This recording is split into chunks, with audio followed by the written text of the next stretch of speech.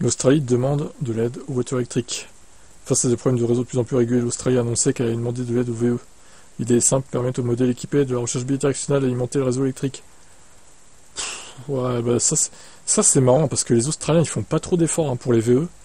Ces dernières années ils ont fait zéro effort, on va pas se mentir. Et là, finalement, si vous pouvez nous aider un petit peu, ça pourrait être pas mal. Bah tiens, pour faire face à des problèmes réguliers sur le réseau, rien de mieux que le stockage d'énergie.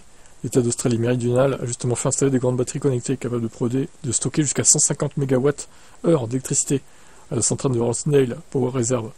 Oui, c'est des batteries packs Tesla, des mégapacks Tesla en général d'ailleurs.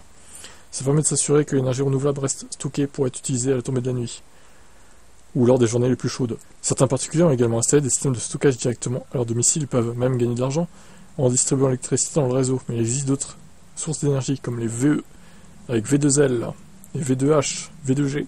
À l'occasion du salon EV Auto Show de Sydney, le ministre australien du changement climatique et de l'énergie a annoncé que le gouvernement était prêt à mettre en place de nouvelles normes pour faciliter le développement de la recharge bidirectionnelle. En Australie, les experts s'attendent à ce que les températures records pour l'été qui arrivent. Oui, alors, parce que c'est inversé par rapport à chez nous, du coup, c'est l'été en décembre, quoi. Alors que nous, on va se le peler à 0 degré, là. À l'approche de Noël, les autorités s'inquiètent donc d'une saturation du réseau. C'est fou quand même de se dire qu'en Australie, il fait 35 degrés à Noël, quoi. C'est un autre monde. Concrètement, le gouvernement souhaite que les VE alimentent les lignes haute tension dès le mois prochain. On parle ici de V2G, qui consiste à redistribuer l'énergie stockée dans la batterie d'une voiture vers le réseau. Une technologie qui sert à charger ou décharger la batterie d'une VE. Si les VE intéressent les autorités australiennes, c'est parce que leurs batteries sont généralement beaucoup plus grandes que celles dont disposent les particuliers. Bah oui, les particuliers, c'est quoi? Ça va de 2, 4, 6, peut-être 10, allez, mais pas plus, quoi. Elles peuvent donc offrir des avantages encore plus importants au réseau, précisant tout de même que tous les véhicules électriques ne sont pas dotés de la recharge bidirectionnelle, mais ils sont de plus en plus nombreux.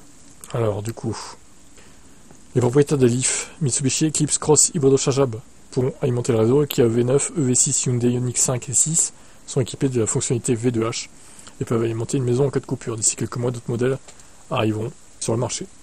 Et moi, je me répète, mais je me milite pour que tous les modèles de VE soient maintenant, à partir de maintenant, obligatoirement compatibles V2L, V2H, V2G. Ça devrait être obligatoire, en fait. Et moi, je me verrais pas acheter un VE qui n'a pas cette fonctionnalité, en fait. Donc, concrètement, moi, je n'irais pas acheter une Tesla à cause de ça, notamment. Et à part le Cybertruck qui, lui, est compatible avec V2L, mais bon, c'est un peu gros le Cybertruck, quand même, on va pas se mentir. Bref, on verra si dans les années à venir, ça devient obligatoire ou pas.